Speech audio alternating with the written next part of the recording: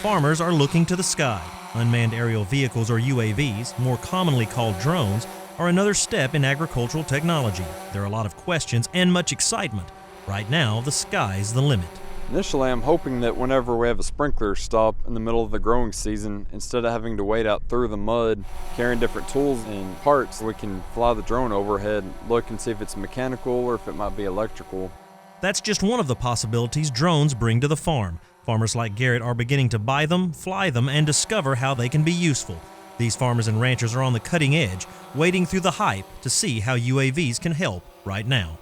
I see a huge opportunity for us to gather data. Now, I don't know exactly what data that's going to be yet. I plan on using it to scout my fields and help with water control in the spring. So for now, I'm kind of exploring the possibilities to see how I can fit it into my operation. Imaging is the main use at the moment, mainly video and still pictures, giving farmers a perspective they've never had or was hard to get, and at a higher resolution and less expense, allowing them to see anomalies in their fields and understand their crops like never before.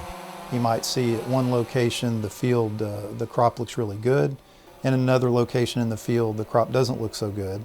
And he can go out then physically based on the GPS location and determine what the issues are at those locations in the field.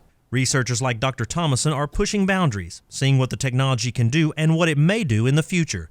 Texas A&M and AgriLife Research have a statewide research project with the Texas Engineering Experiment Station.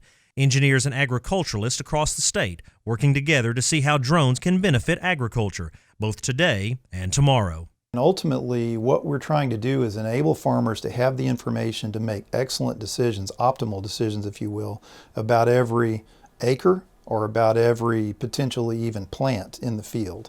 Every image contains GPS information, allowing the image data to be stitched together into large-scale maps that can look at the entire field and zoom all the way into individual plants. In theory, with these UAVs, especially these small ones, you could fly it, every hour if you needed to, every day or every week. So it's that ability to repeat and continually map the area over time is the real power in this technology, and looking at how plants and crops are changing and growing.